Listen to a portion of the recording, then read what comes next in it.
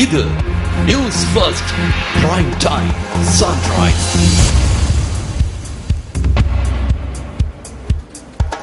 வணக்கம். நீங்கள் இணைந்து கொள்வது நியூஸ் ஃபர்ஸ்டின் காலை நேர பிரதான செய்தியுடன். இன்று 6ஆம் தேதி ஏப்ரல் மாதம் 2015ஆம் ஆண்டு மலர்ந்திருக்கும் இந்த புதிய நாள் உங்கள் அனைவருக்கும் சந்தோஷமான நாளாக அமைவதற்கு நியூஸ் ஃபர்ஸ்டின் வாழ்த்துக்கள். விரிவான செய்திகளுக்கு செல்லும் முன்னர் முதலில் தலைப்புச் செய்திகள்.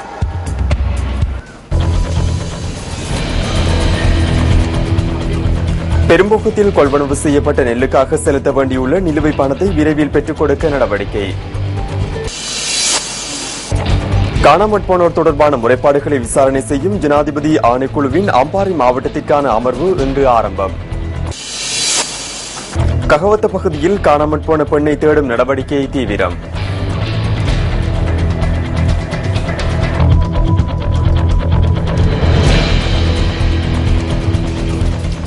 இனி விரிவான செய்திகள். முதலில் உள்நாட்டுச் செய்தி. கொழும்பு மற்றும் அதனை அண்மித்து 5 வீதிகளில் இன்று முதல் எதிர்வரும் 10ஆம் தேதி வரை வீதி ஒழுங்குமுறை சட்டம் அமல்படுத்தப்பட உள்ளது. வாகன நெரிசல் மற்றும் விபத்துக்களை குறைத்துக் கொள்வதற்காக இந்த சட்டத்தை செயற்படுத்த தீர்மானித்துள்ளதாக போலீஸ் ஊடக பேச்சாளர் உதவி போலீஸ் அத்தியட்சகர் ருவான் குணசேகர கூறியுள்ளார். முன்னோடி நடவடிக்கையாக இன்று அமல்படுத்தப்படுகின்ற வீதி ஒழுங்குமுறை சட்டத்தை எதிர்காலத்தில் தொடர்ச்சியாக செயற்படுத்தவும் போலீசார் உத்தேசித்துள்ளனர்.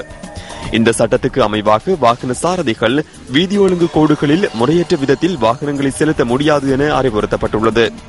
அத்துடன் கவனஈனத்துடன் வீதி ஒழுங்கு கோடுகளை குறுக்கிட்டு வாகனங்களை செலுத்தவும் தடை விதிக்கப்பட்டுள்ளதாக போலீஸ் ஊடக பேச்சாளர் தெரிவித்துள்ளார்.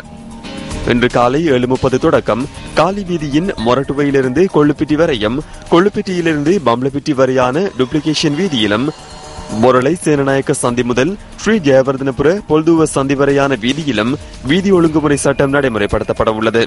பேலியகுடையிலிருந்து கிரிபத்குடை வரை கண்டி வீதியிலும், பேலியகுடையிலிருந்து நீர்கொழும்பு வீதியில் வத்தலை வரையிலும் இந்த சட்டம் நடைமுறையில் இருக்கும் என போலீஸ் ஊடக பேச்சாளர் மேலும் கூறினார்.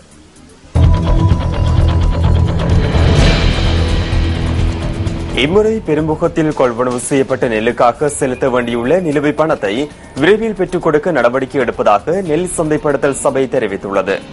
மாவட்ட செயலாளர்கள் ஊடாக விவசாயிகளுக்கு நிலுவைப் பணம் வழங்கப்படும் என சபையின் தலைவர் MP திசாநாயக்க கூறியுள்ளார். அரசாங்கத்தால் கொள்வனவு செய்யப்பட்ட நெல்லுக்கான பணம் முறையாக செலுத்தப்படாமைக்கு எதிர்ப்பு தெரிவித்து கடந்த சில நாட்களாக விவசாயிகள் ஆர்ப்பாட்டம் நடத்தியிருந்தனர். பணம் கிடைக்காமையினால் தாம் பல்வேறு அசௌகரியங்களை எதிர்நோக்கி வருவதாக விவசாயிகள் தெரிவிக்கின்றனர். திரைசேரியிடமிருந்து சுமார் 500 மில்லியன் ரூபாய் நிதி கிடைக்க உள்ளதாகவும், நிதி கிடைத்தவுடன் விரைவில் விவசாயிகளுக்கு பணம் வழங்க நடவடிக்கை எடுக்கப்படும் எனவும் நெல் சந்தைப்படுத்தல் சபை குறிப்பிட்டுள்ளது. இதுவரையில் 3.5 மில்லியன் ரூபாய் நிதி நெல் கொள்வனவிற்காக திரைசேரியால் வழங்கப்பட்டுள்ளதாக நெல் சந்தைப்படுத்தல் சபையின் தலைவர் மேலும் கூறியுள்ளார்.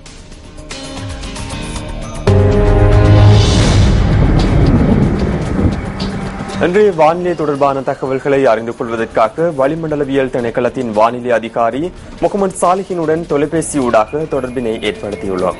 வணக்கம். வணக்கம் கிருஷாந்த் ராஜ். பிற்பகல் அல்லது மாலை வேளைகளில் இடியுடன் கூடிய மழை பெய்து வருவதற்கான வாய்ப்பு இன்று குறைவாக காணப்படுகின்றது.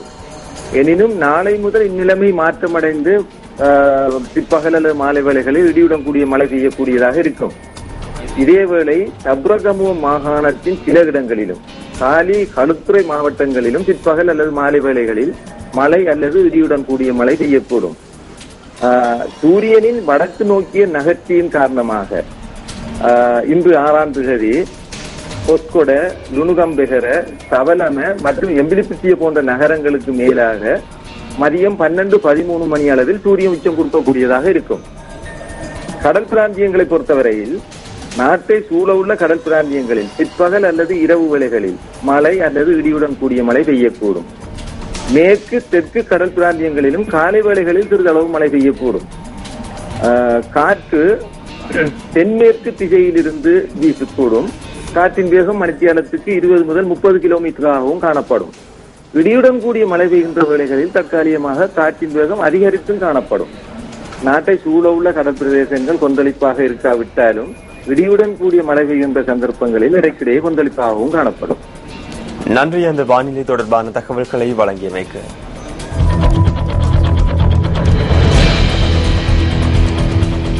காணாமற் போனோர் தொடர்பான முறைப்பாடுகளை விசாரணை செய்யும் ஜனாதிபதி ஆணைக்குழுவின் அம்பாறை மாவட்டத்திற்கான அமர்வு இன்று ஆரம்பமாக உள்ளது. இதற்கமைய அம்பாறையில் இன்று முதல் எதிர்வரும் 9ஆம் தேதி வரை சாட்சி விசாரணை நடைபெற உள்ளதாக ஆணைக்குழுவின் செயலாளர் HW குணதாச தெரிவித்தார். 10 பிரதேச செயலக பிரிவுகளை உள்ளடக்கும் வகையில் 300 முறைப்பாட்டாளர்களுக்கு இம்முறை அழைப்பு விடுக்கப்பட்டுள்ளது. இன்று மற்றும் நாளை கல்முனை பிரதேச செயலகத்திலும் 8 மற்றும் 9ஆம் தேதிகளில் ஆலையடிவம்பு பிரதேச செயலகத்திலும் சாட்சி விசாரணை இடம்பெற உள்ளதாக காணாமற் போனோர் தொடர்பான முறைப்பாடுகளை விசாரணை செய்யும் ஜனாதிபதி ஆணைக்குழு குறிப்பிட்டுள்ளது. இந்த அமர்வுகளின் போது புதிய முறைப்பாடுகளை ஏற்றுக்கொள்வதற்கும் நடவடிக்கை எடுக்கப்பட்டுள்ளதாக ஆணைக்குழுவின் செயலாளர் சுட்டிக்காட்டினார்.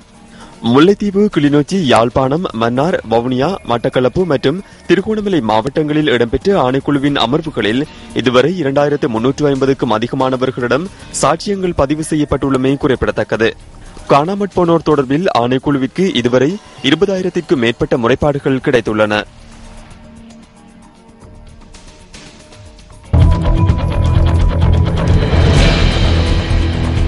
2011ஆம் ஆண்டிலிருந்து ககவத்த பகுதியில் பெண்கள் கொலை செய்யப்பட்ட சம்பவங்கள் தொடர்பில் போலீஸ் குழுக்கள் விசாரணைகளை முன்னெடுத்துள்ளதாக பொது அமைதி அமைச்சு தெரிவித்துள்ளது. இந்த கொலை சம்பவங்களுடன் தொடர்புடையோரை அடையாளம் காண்பதே இதன் நோக்கம் என அமைச்சர் ஜோன் அமர்துங்க குறிப்பிட்டுள்ளார். வேறு பகுதிகளில் இத்தகைய சம்பவங்கள் இடம்பெறவில்லை எனவும் ககவத்த பகுதியில் திட்டமிட்ட வகையில் பெண்கள் கொலை செய்யப்பட்டுள்ளதாகவும் அமைச்சர் சுட்டிக்காட்டினார்.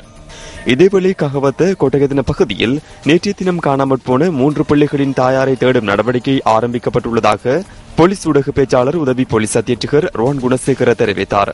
ககவத்த பகுதியை அண்மித்த பகுதிகளில் உள்ள போலீஸ் நிலையங்களில் கடமை புரியும் போலீஸ் அதிகாரிகள் மற்றும் விசேட அதிரடிப்படையினர் தேடுதல் நடவடிக்கைகளில் ஈடுபடுத்தப்பட்டுள்ளனர்.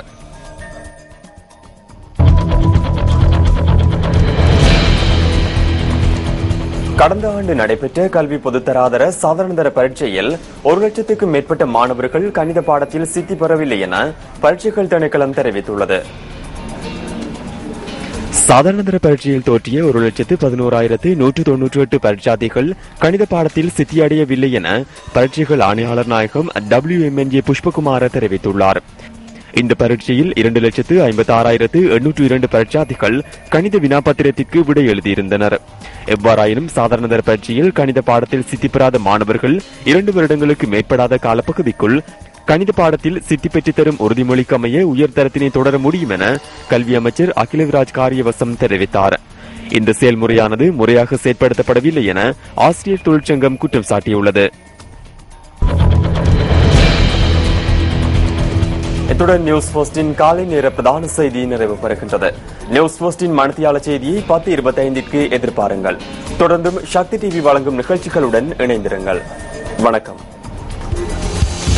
Hotline 0114-896-896 www.newsfirst.lk. Feedback at newsfirst.lk.